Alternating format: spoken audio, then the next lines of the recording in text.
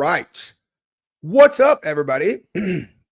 So I have limited time, but I wanted to make sure that I came on here and I spoke about the fights last night because I don't know about you guys, but I have never in my entire life seen an image like this before.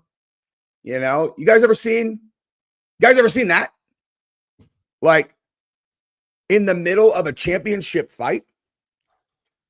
Bro, that was weird.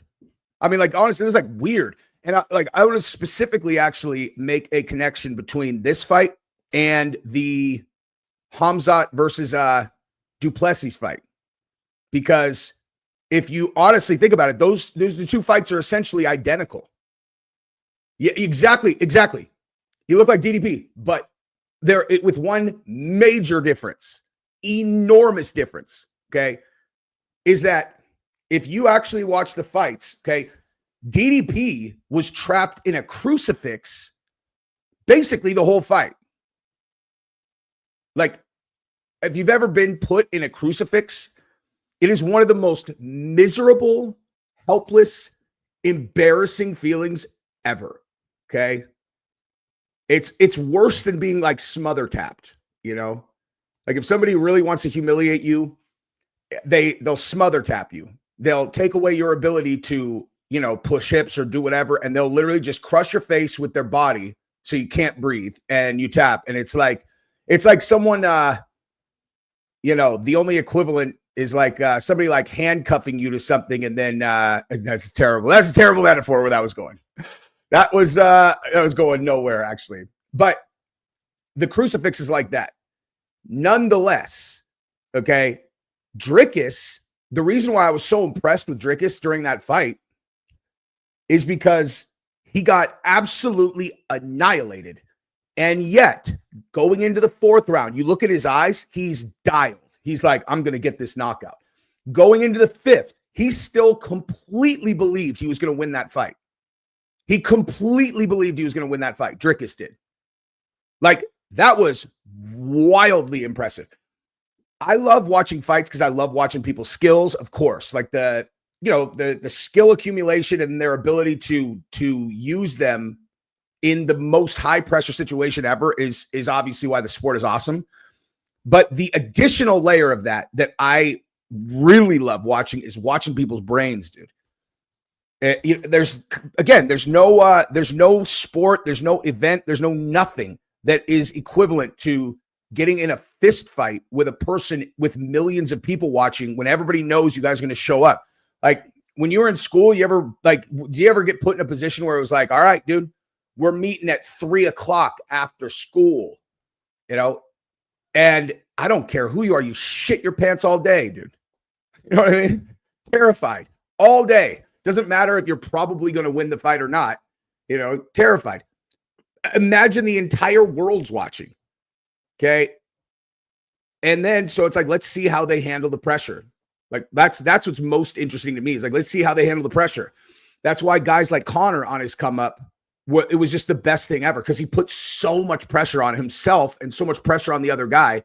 And he created a pressure cooker. He just took all of the pressure that's already there and then built it even more. A guy who talks like that, like Conor, okay. A guy who talks like that, what he's actually doing is just raising the stakes, okay? He's raising the stakes. And the reason he's doing that is because he is so confident that he can handle the pressure and you can't. He can handle it. You can't. And that's why when he would do that and then beat guys, it was the most gangster shit ever until he ran into Khabib, who was like, you think that you can put pressure? Like Khabib is an unbreakable human.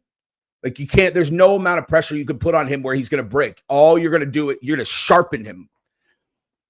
If anybody is like newer to the sport, okay, I cannot possibly ever under any circumstances recommend something for you to watch more than I recommend that you go watch Mixed Molly Wapari's series on Conor versus Khabib when they were coming up. It's called Rise of a Savage. So you go Mixed Molly Wapari and you watch Rise of a Savage. That's Khabib's backstory.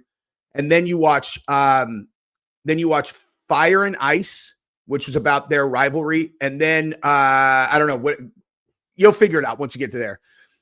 It's watching like poetry in motion. And people who are like, I don't know, like UFC's not quite as good anymore. Watch that. You'll understand exactly why.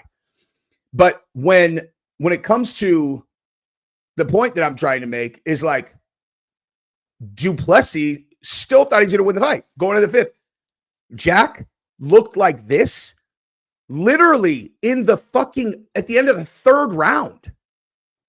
The end of the third round.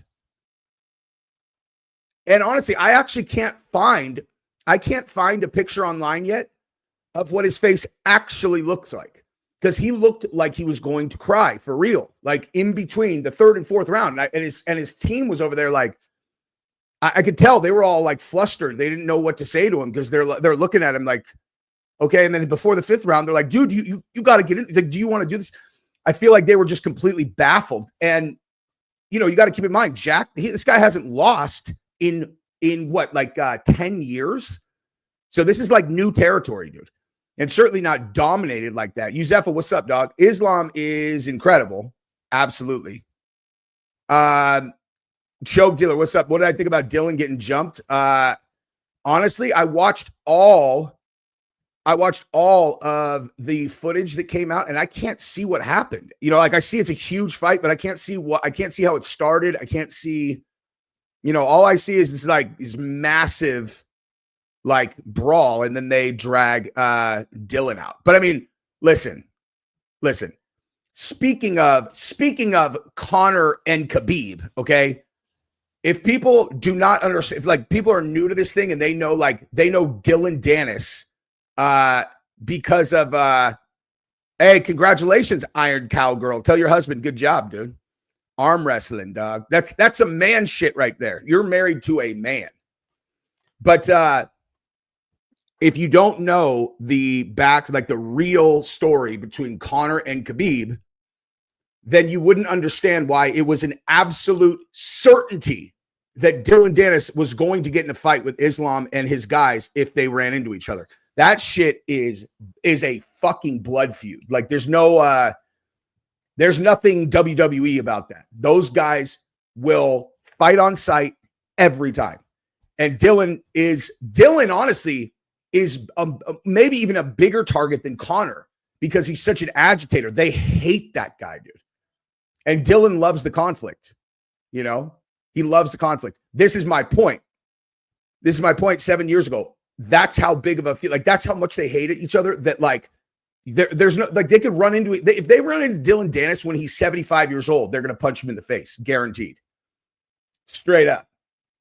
But like, you know, so for people who don't know, when Conor fought Khabib, I can't believe that this has been this has been that long ago that I would actually have to even fucking talk about this. But like, I think that there's probably a lot of people who have jumped on the sport recently since then that wouldn't even know that story. Conor fought Khabib.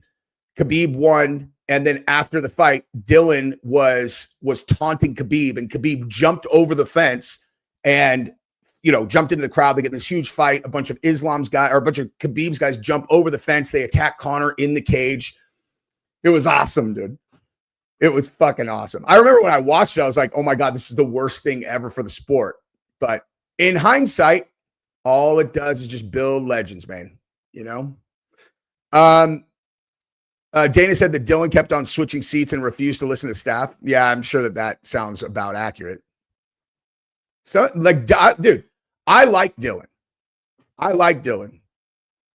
But if he's sitting in the front row, you know, in the front section on the floor of, you know, at Madison Square Garden at an Islam fight, you got a high fucking probability that they're going to fight, man.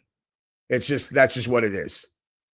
But, yeah, now, speaking of this card, though, let me just say something real quick. Anybody catch my preview show yesterday? Because if you bet what I said, you did real good. The only fight on the main card that I missed was Sean Brady, and I nailed I hit every other. I literally hit every prediction last night. I hit them all. And specifically, I feel extra proud of the Valentina Weili fight because I told everybody, I'm like, that's the stone lock bet of the night. Valentina for sure is going to win. There is no, like, Weili's not going to beat her. Like, that's just not going to happen. I laid out exactly why everybody thinks that Weili's going to win and just debunked it all. And then was like, and it literally went exactly as I said it was going to. Exactly. Like, fucking exactly. And feel pretty good about that. You guys want to know something crazy, though? So before the Valentina fight, I was like on X posting something, and I saw Guru posted on X. Did you guys just get a notification that said Islam Makhachev wins by unanimous decision? And there was all these people that were like, yeah, I did. I got a notification. It's like way before they fought. And there was like a picture of Jack Della Maddalena with a fucking ball under his arm or something. It was super weird. So when I saw that, I don't know why, but I went and bet the rest of my money that I had on Bovada on Islam by decision, and it hit. Like, what? And it hit, dude.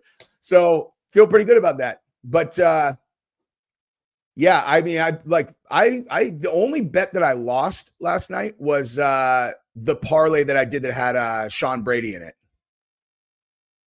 But yeah, dude.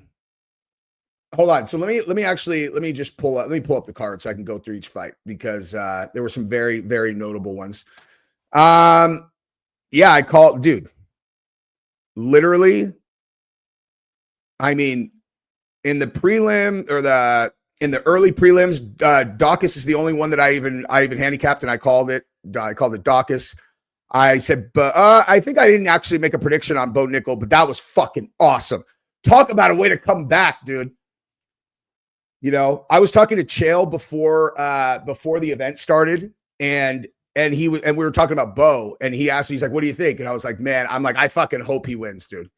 Like, I really, really hope he wins. And that was a nice way back. You know what I mean? I don't think Kopilov and Cyborg, I don't think I made a prediction on that one either. But I said Blanchfield for sure. Hey, what about this fight, dude? Ethan Ewing on 2 days' notice, son. 2 days' notice. Comes in there against the biggest up-and-coming star in the fucking division, and he beat him from post to post. That was incredible, dude. I love that shit. That's what I'm talking about, dude. That guy, like, this is my point. Like, why the sport is so great. That dude, Ewing, who came in on 2 days' notice, he has equivalent pressure on him in that fight as any of these champions right here. Like, the stakes are different every single fight. You know what I mean? Like, the stakes are always different for each fighter in each fight, because their position in the company is different. But a guy like that, who comes in on 2 days' notice against a dude like that, who's like, you know for sure you are being fed to them. You're literally being fed to this guy to lose because they're trying to build that star. But guess what? That's still this is your opportunity. What are you going to do with it? And he went in there and whipped his fucking ass, dude. And that's just the best thing ever. You're watching people's entire lives being defined in a tiny little like moment in time. All they do all day long is prepare. Both of them prepare as sharp as they absolutely possibly can. They go into this tight little enclosed space, and they're fighting for their lives, and we watch it. And if you understand what it's like to live that life, then you understand how important it is that each of them wins. And it's like, there's just nothing like it, dude. There's nothing like it. But honestly, that also on the other side of the conversation is why when there are guys like Islam and Valentina, like, these people are world beaters.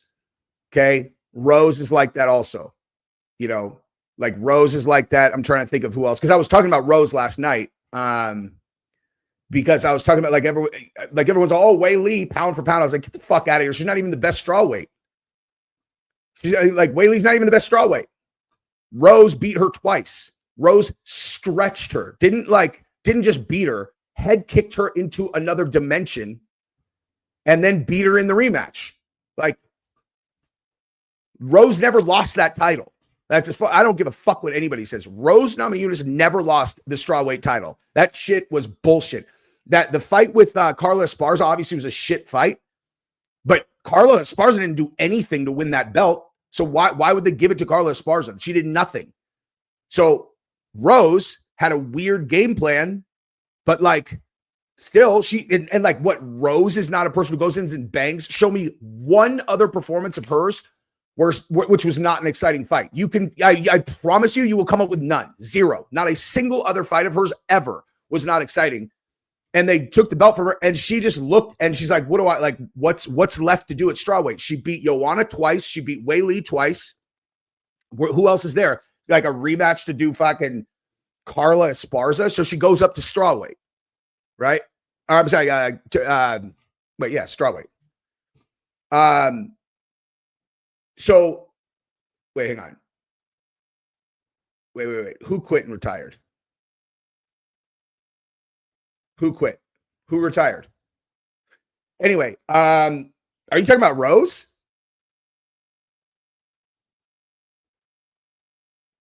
Are you talking about Rose retired? That would be a very incorrect statement. She's fought like 5 times since then. She's fighting. What? No. Rose did not retire, dude. Look, hold on. Rose moved up.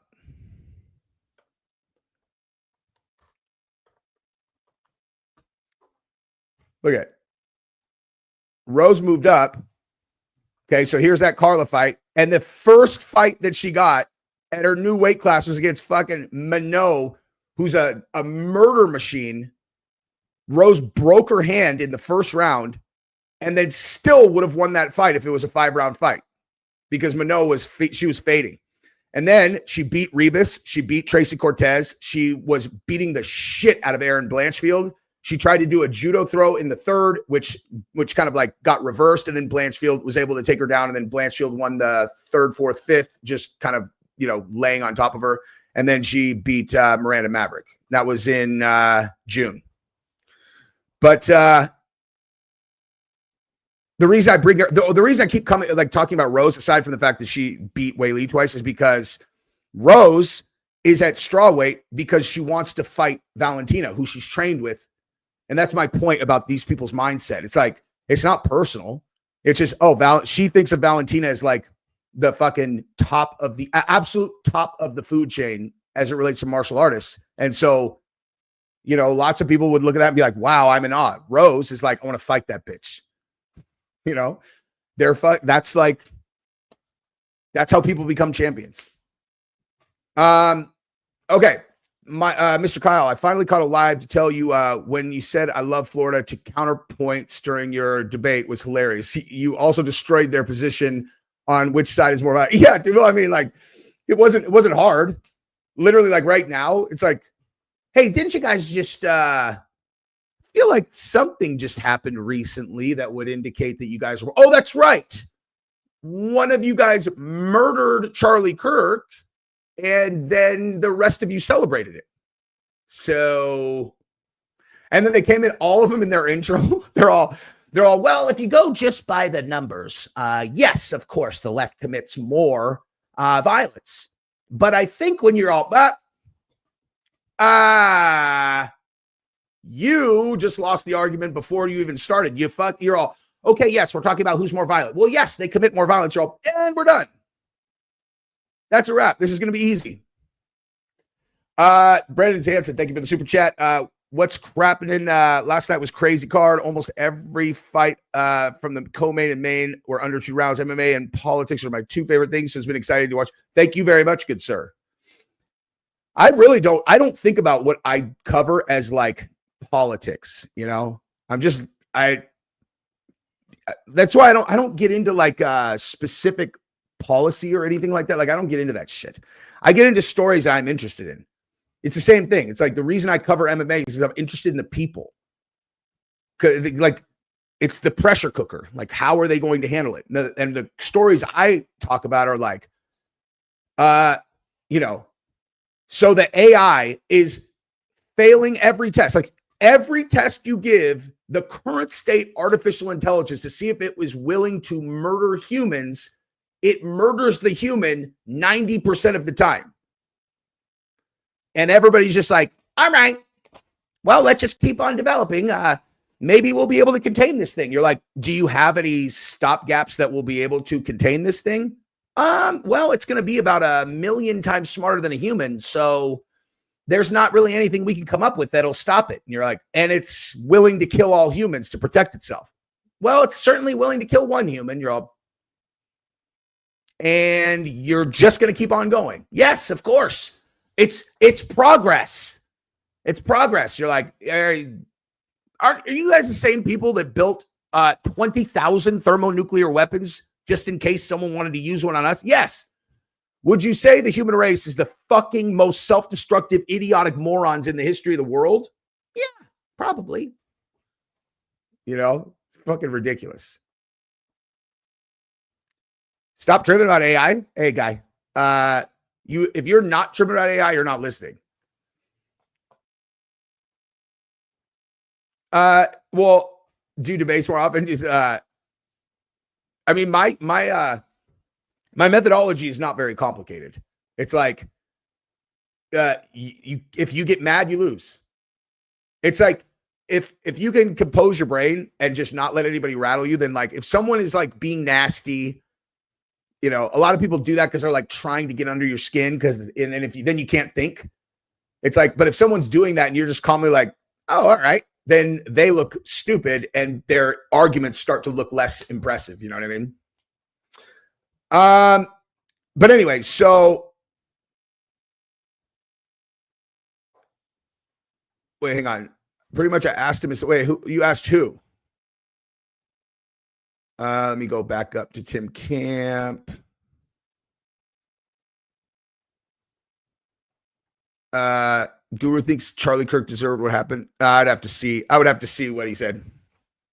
But if he said that, he's just trying to fuck with me, probably. I doubt he really believes that, you know. Anyway, but